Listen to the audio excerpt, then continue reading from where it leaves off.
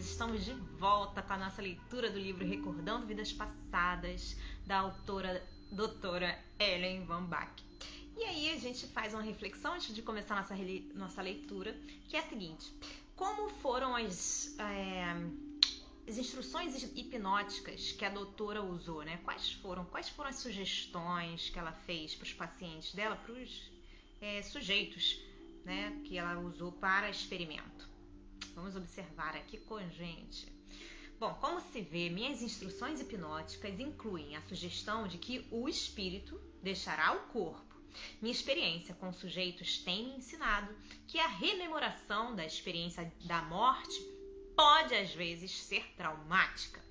E eu tomava ao máximo cuidado para evitar que isso acontecesse aos participantes do meu seminário. Minha intenção era estudar-lhes os sentimentos logo após a morte na vida passada.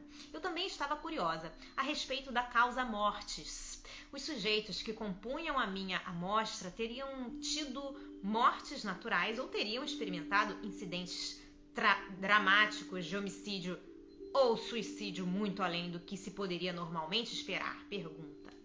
Um excesso de violência indicaria que estávamos lidando com fantasia e não com uma lembrança precisa de existências anteriores. Eu também queria saber a idade com que meus sujeitos tinham morrido, porque no passado a maioria das pessoas não teve prazos de vida tão longos quanto os de hoje em dia. Em suma, foi esse um dos conjuntos completos de perguntas relativas à experiência de morte que fiz aos meus sujeitos hipnotizados. Decidi que cada sujeito experimentaria 3 recordações de vidas pregressas. Há várias razões para isso. Primeira, eu queria saber se cada qual tendia a ter o mesmo tipo de vida passada em cada uma de suas regressões. Se a rememoração de uma vida pregressa não passa de fantasia, é de esperar que a dinâmica da personalidade do sujeito se reflita em todas as rememorações que experimenta. Assim, um sujeito que demonstrasse grande agressividade numa recordação de vida anterior mostraria os mesmos sinais em 2 recordações adicionais. Eu também precisava contar pelo menos com 2 regressões para cobrir todos os períodos de tempo que eu desejava estudar. 5 períodos de tempo continham aproximadamente tantas imagens quantas poderiam os meus sujeitos reter em sua mente durante a viagem hipnótica. Se eu lhes desse 10 períodos para escolher, estaria introduzindo muita confusão nas instruções hipnóticas. Eu também queria verificar se as quadras a cujo respeito a nossa cultura está relativamente bem informada no que se refere a roupas, classes sociais, arquitetura e acontecimentos históricos resultariam uma rememoração mais nítida do que as informações obtidas quando levei os sujeitos a períodos distantes sobre os quais são parcas as informações. Em tais circunstâncias, na primeira viagem, conduzi meus sujeitos a 5 períodos de tempo em que eles poderiam conhecer por ter lido um livro ou por ter assistido a um filme de cinema. Em seguida, como contraste, na segunda viagem, os levei a períodos sobre cuja vida não era provável que tivessem informações. A primeira viagem seria mais vívida?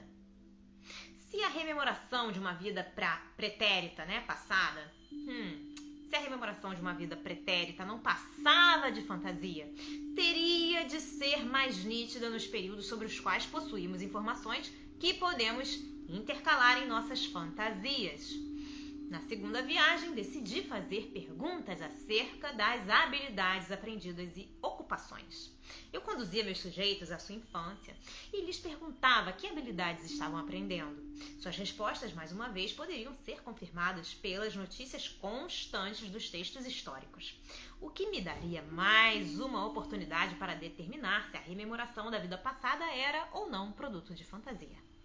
Também decidi dar a meus sujeitos algumas experiências românticas na segunda viagem e indagava deles quais eram as suas relações com o sexo oposto aos 17 anos de idade.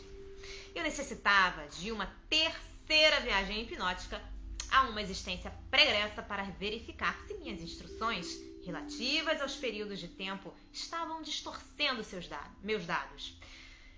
Em vez de levar meus sujeitos a um período qualquer na terceira viagem, eu os levava a áreas geográficas em torno do mundo. Escolheriam eles áreas diferentes em lugar dos períodos diferentes se eu os sugerisse?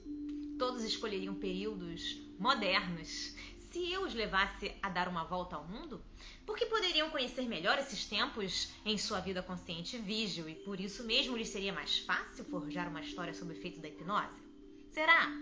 Assim, instituí a terceira viagem para verificar se os resultados que estava conseguindo a respeito dos períodos de tempo não estariam sendo distorcidos pela maneira com que eu formulava as perguntas.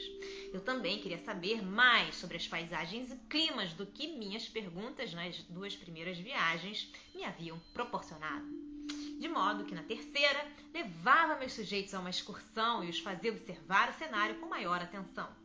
E como também queria colher informações sobre cultos religiosos em épocas e lugares diferentes, nessa terceira viagem eu lhes pedia que assistissem a uma cerimônia religiosa e me descrevessem para que eu pudesse verificar se as práticas presenciadas por eles na rememoração da vida passada eram apropriadas ao período de tempo e ao lugar que tinham escolhido.